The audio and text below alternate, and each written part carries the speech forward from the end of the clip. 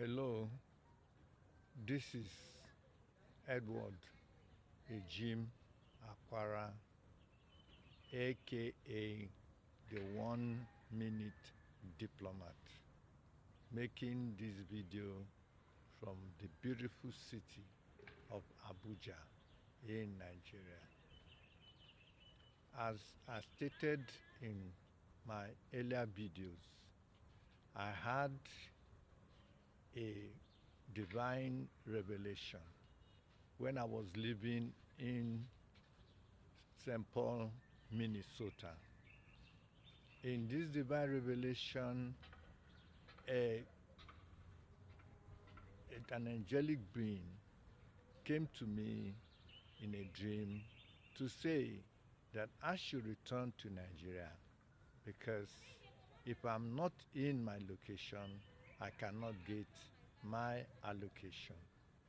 As a result, I suspended my going to school at the University of Nebraska, which had already given me admission, and I returned to Nigeria.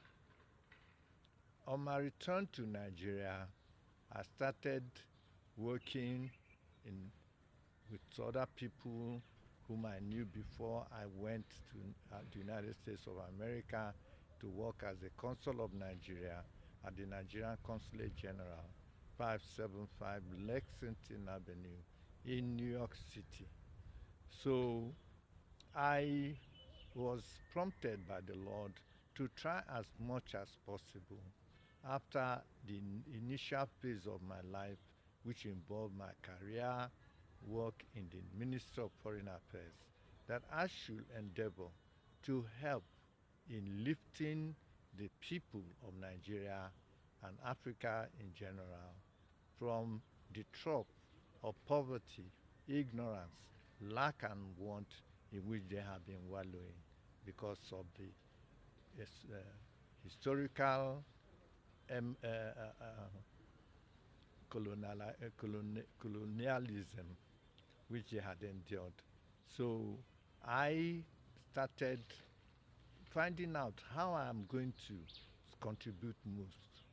So in my research, I discovered that poverty being Nigeria's biggest problem is not because of a lack of resources, is not for a lack of resources, even though these are contributory factors.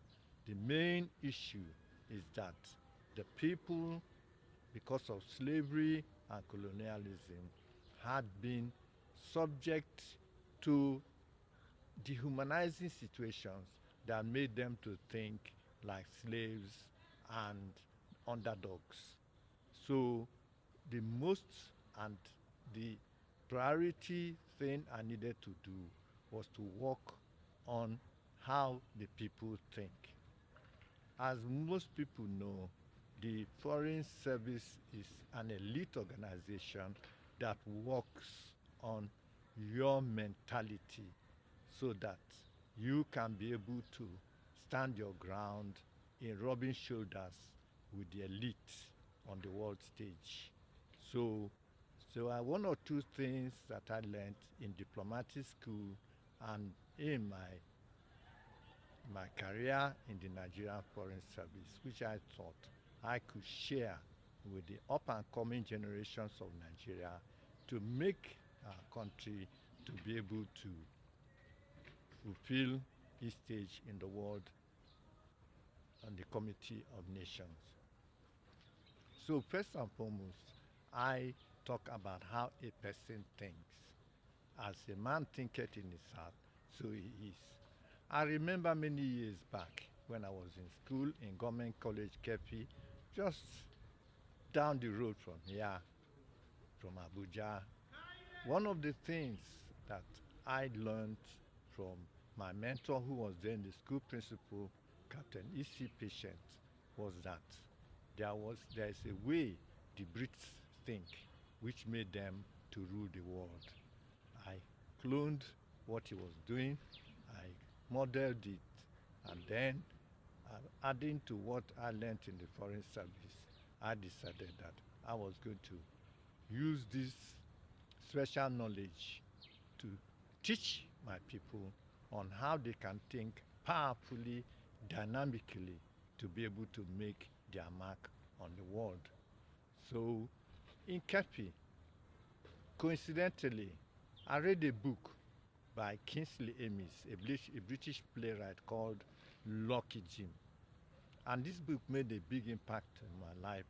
And I decided to choose the title of that book, Lucky Jim, and said that was going to be my nickname. So I let everybody in my class know that my new name was Lucky Jim, and that they should call me, instead of calling me Edward or Ejim, they should say Lucky Jim each time they met me. So I made it a point of duty. If you say Lucky Jim, I will say I am always lucky. Lucky Jim, I am always lucky.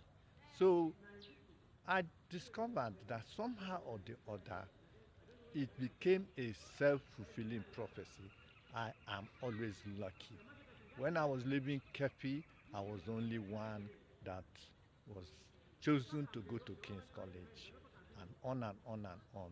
If our time will not allow me to give you all the examples of how I believe that I've been living under a lucky star. So always believe you are lucky. Always believe you are fortunate. Always believe that you can overcome every obstacle. Always believe that you have God on your side. Always believe that the angels of the Lord are on duty to help you to fulfill God's plans and purposes for your life. Thank you.